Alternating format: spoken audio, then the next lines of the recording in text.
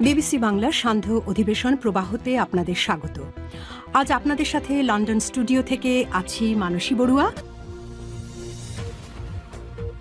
বাংলাদেশের সর্বশেষ গুরুত্বপূর্ণ আপডেট সংবাদে আপনাকে স্বাগত। শুরুতেই সংবাদ শিরোনাম, পরে বিস্তারিত। প্রথমেই জানাবো আমাদের হাতে থাকা সর্বশেষ গুরুত্বপূর্ণ সবথেকে তাজা আপডেট সংবাদ। নারীদের পিছিয়ে রেখে দেশ এগিয়ে নেওয়া সম্ভব নয় বললেন তারেক রহমান। নারীদের পিছিয়ে রেখে বাংলাদেশকে এগিয়ে নেওয়া সম্ভব নয়। বিএনপি চেয়ারম্যান তারেক রহমান খুলনা নগরীর খালিশপুরের প্রভাতী স্কুল মাঠে খুলনা মহানগর ও জেলা বিএনপির আয়োজনে এক নির্বাচনী জনসভায় প্রধান অতিথির বক্তৃতায় এসব কথা বলেছেন। এরপর জানাবো, গণজোয়ারে আতঙ্কিত মাফিয়া বিএনপি গোষ্ঠী আমার বিলবোর্ড ছিঁড়ে ফেলেছে বললেন নাহিদ ইসলাম। ঢাকা 11 আসনে গণসমর্থনে আতঙ্কিত হয়ে মাফিয়া গোষ্ঠী পরিকল্পিতভাবে আমার ব্যানার ও বিলবোর্ড ছিঁড়ে ফেলেছে বলে অভিযোগ করেছেন জাতীয় নাগরিক পার্টি এনসিপির আহ্বায়ক নাহিদ ইসলাম। তিনি জানিয়েছেন যে তার বিলবোর্ড ছিঁড়ে ফেলেছে বিএনপির মাফিয়া চক্ররা। তারা এতটাই আতঙ্কিত হয়েছে যে তারা আমাদের বিলবোর্ড ছিঁড়ে আমাদের সঙ্গে আবারও ষড়যন্ত্র করার চেষ্টা করছে বলে অভিযোগ করেছেন তিনি। এদিকে ইতিপূর্ব কেউ পারেনি, ভবিষ্যতে কেউ জাতীয় পার্টির কবর রচনা করতে পারবে না বললেন জিএম কাদের।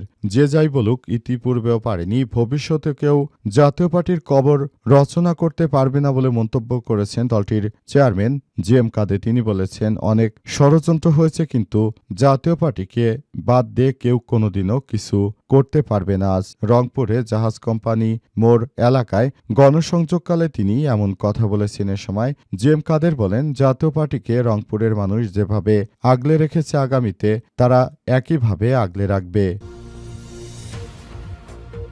জানাবো, জামাতে যোগদানের প্রেক্ষাপট তুলে ধরলেন আখতারুজ্জামান। কিশোরগঞ্জ 2 কটিয়াদি পাকুন্দি আসনে সাবেক বিএনপির সংসদ সদস্য জামাত ইসলামে যোগদান করেছেন।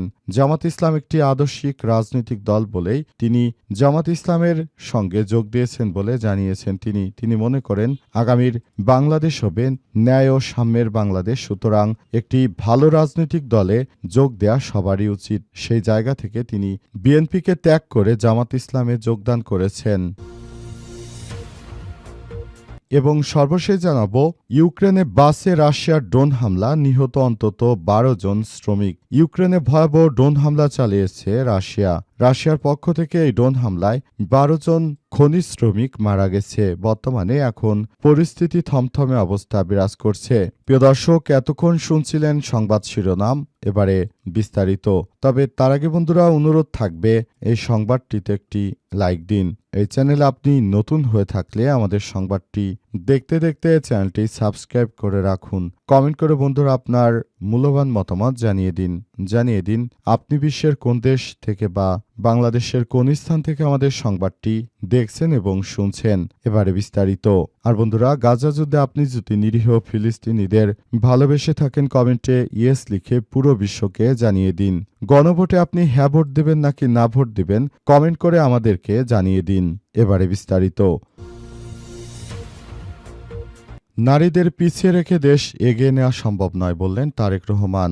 বাংলাদেশে যারা নারী রয়েছেন তাদেরকে পিছিয়ে রেখে তারপর দেশকে এগিয়ে নেওয়া সম্ভব নয়। আমরা যদি ক্ষমতায় যেতে পারি তাহলে নারী বান্ধব একটি সরকার গঠন করা হবে বলে জানিয়েছেন বিএনপি চেয়ারম্যান তারেক রহমান। তিনি বলেন, আমরা বাংলাদেশে একটি নারী বান্ধব সরকার গঠন করতে চাই। আগামীর বাংলাদেশ হবে তরুণদের বাংলাদেশ, সুন্দর স্বপ্নের বাংলাদেশ। এই স্বপ্নের বাংলাদেশকে গড়ে তুলতে হলে আমাদের সবাইকে আরও বেশি দায়িত্বশীল ভূমিকা পালন করতে হবে। অন্তর্বর্তীকালীন সরকারের প্রধান উপদেষ্টা যে গণভোটে হ্যাঁ ভোট দেওয়ার কথা বলেছেন, সেটার সঙ্গে সুর মিলে তারেক রহমান বলেছেন, ভাইরা আমার, আপনাদেরকে গণভোটে হ্যাঁ ভোট দিতে হবে। কিন্তু এখন দেখা যাচ্ছে যে গণভোটে হ্যাঁ ভোট দেওয়ার কথা তারেক রহমান বললেও তার নেতাকর্মীরা অবশ্য গণভোটে না ভোট দেওয়ার পক্ষেই প্রচারণা চালাচ্ছে। একটি রাজনৈতিক দলের মধ্যে 2 ধরনের প্রচারণায় বেশ বিব্রতকর পরিস্থিতিতে পড়েছে সাধারণ মানুষ। তারা বলছে, আমরা একটি সুন্দরভাবে গড়ে তোলার জন্য রাষ্ট্র ব্যবস্থা আমরা প্রতিষ্ঠিত করছি, কিন্তু অনেকে এখন নানাভাবে এই বিষয়টাকে অন্যভাবে দেখার চেষ্টা করছে। সেখানে বিএনপির হাইকমান্ড থেকে যদিও বলা হচ্ছে যে এবার জাতীয় সংসদ নির্বাচনে তারা মূলত এই গণভোটে হ্যাঁ ভোটের পক্ষে, কিন্তু বিএনপির তৃণমূল পর্যায়ে নেতাকর্মীরা সবাই না ভোটের পক্ষে। তার মানে আগামীতে যে জাতীয় সংসদ নির্বাচন হবে সেই নির্বাচনে বিএনপির নেতারা 10 বছরের বেশি সময় ধরে তারা ক্ষমতায় থাকার চেষ্টা করবে। এই ক্ষমতায় থাকার মধ্য দিয়ে তারা মূলত দেশের মধ্যে এক ধরনের ত্রাসের রাজত্ব কায়েম করতে চায়, এমনটাই বলা হচ্ছে।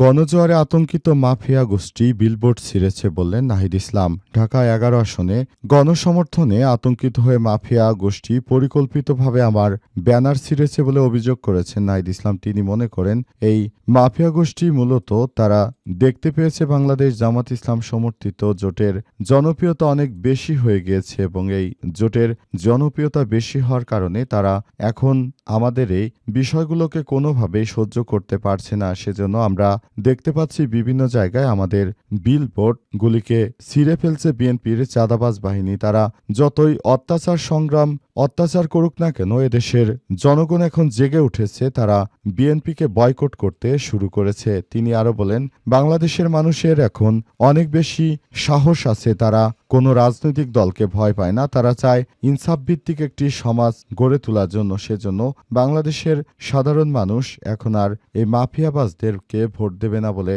জানিয়েছেন নাহিদ ইসলাম। তিনি মনে করেন মাফিয়াতন্ত্র থেকে সবাইকে বেরিয়ে আসতে হবে। মাফিয়াবাজদেরকে এদেশের জনগণ কখনোই আর ভোট দিয়ে জয়যুক্ত করবে না। এই মাফিয়ারা দেশটাকে ধ্বংস করে দেবে বলে জানিয়েছেন নাহিদ ইসলাম। তাই এখন থেকে মাফিয়াদেরকে আর এদেশের জনগণ ভোট দেবে না বলে তারাই আমাদের জনপ্রিয়তায় এখন অনেক বেশি হিসান্বিত হচ্ছে। ইতিপূর্বেও পারেনি, ভবিষ্যতে কেউ জাতীয় পার্টির কবর রচনা করতে পারবে না বললেন জিএম কাদের। যে যাই বলুক, ইতিপূর্বেও পারেনি, ভবিষ্যতেও কেউ জাতীয় পার্টিকে ধ্বংস করতে পারবে না বলে মন্তব্য করেছেন জাতীয় পার্টির চেয়ারম্যান জিএম কাদের। হাসনাত আব্দুল্লাহ বলেছেন যে 12 তারিখে জাতীয় পার্টির কবর রচিত হবে। এরপরই জাতীয় পার্টির মহাসচিব চেয়ারম্যান জিএম কাদের এসব কথা বলেছেন। তিনি বলেন, কত হাসনাত আব্দুল্লাহ এলো গেল, তারপরও কখনো জাতীয় পার্টিকে কেউ ধ্বংস করতে পারেনি, আগামীতেও পারবে না। আগামীর বাংলাদেশ আমরাই গড়ে তুলব বলে জানিয়েছেন জিএম কাদের। তিনি মনে করেন আগামীর বাংলাদেশ গড়ে তুলতে হলে গণভোটে সবাইকে না ভোট দিতে হবে এবং আগামী জাতীয় সংসদ নির্বাচনে সবাইকে এই গণভোটের ব্যাপারটি নিয়ে আরও সজাগ থাকতে হবে। তিনি বলেন, গণভোট দেওয়ার মধ্য দিয়ে মূলত অন্তর্বর্তীকালীন সরকার তার ক্ষমতাকে দীর্ঘায়িত করতে চায়। আজ রংপুরে জাহাজ কোম্পানি মোড় এলাকায় জনসংযোগ করতে গিয়ে এমন উদ্ভট কথা বলেছেন জিএম কাদের। তিনি মনে করেন যদি এই গণভোট এভাবে চলতে থাকে তাহলে আগামীতে নাকি বিষয়গুলোকে খুবই খারাপের দিকে যাচ্ছে এবং এই বিষয়টি আমরা মনে করি যে আগামী জাতীয় সংসদ নির্বাচন একতরফা হতে চলেছে। জামাতে যোগদানের প্রেক্ষাপট তুলে ধরলেন আখতারুজ্জামান। কিশোরগঞ্জ 2 কটিয়াদি পাকুন্দিয়া আসনে সাবেক সংসদ সদস্য বীর মুক্তিযোদ্ধা মেজর অবসরপ্রাপ্ত আখতারুজ্জামান রঞ্জন বলেছেন, দেশের মানুষ আর চাঁদাবাজ, দখলবাজ, দুর্নীতিবাজদের দেখতে চায় না। দীর্ঘ 40 বছরের রাজনৈতিক সম্পর্ক ছিন্ন করে জামাত ইসলামে যোগদানের প্রেক্ষাপট তুলে ধরে তিনি বলেছেন, আমি সত্য, ন্যায়, ইনসাফের পক্ষে থাকতে চাই। সারা দেশে এখন যে পরিবর্তনের হাওয়া বইছে এর সঙ্গে আমরা এক হয়েছি। রোববার 1 ফেব্রুয়ারি বিকেলে কিশোরগঞ্জের পাকুন্দিয়ায় গণমিছিল পূর্ব সমাবেশে বক্তব্য দিতে গিয়ে তিনি এমন কথা বলেছেন। সদ্য জামাতে যোগ দেয়া বীর মুক্তিযোদ্ধা মেজর অবসরপ্রাপ্ত আখতারুজ্জামান রঞ্জন। বীর মুক্তিযোদ্ধা মেজর অবসরপ্রাপ্ত আখতারুজ্জামান রঞ্জন বলেছেন, পাকুন্দিয়ার মানুষ সারা দেশের মানুষকে দেখিয়ে দিবে বাংলাদেশের মানুষ চাঁদাবাজ, ধান্দাবাজ, দখলবাজ, দুর্নীতিবাজ, সন্ত্রাসী, টেন্ডারবাজ ও বালু খেকোদের দেখতে চায় না। এ কারণেই আমি আমার 40 বছরের দল ছেড়ে আপনাদের জামাতের কাছে এসেছি। এই বিএনপিতে এমন অবস্থা দেখেছে আমাকে সুদ্দা খাইয়ে ফেলতে চায়। ওই খাউনের গোষ্ঠী আমাকে ধরে ধরেও খেয়ে ফেলতে চায়। আগামীর বাংলাদেশ হবে ন্যায়ভিত্তিক, ইনসাফ ভিত্তিক বাংলাদেশ। কর্নেল অলি যেমন বিএনপিকে বয়কট করেছে, আপনারাও বিএনপিকে বয়কট করুন, এমন কথাই বলেছেন কর্নেল অলি। সুতরাং আপনারা এখনই সময় এসেছে আগামী 12 তারিখে বিএনপিকে বয়কট করে বাংলাদেশকে একটি নতুন সম্ভাবনাময় রাষ্ট্রে পরিণত করুন।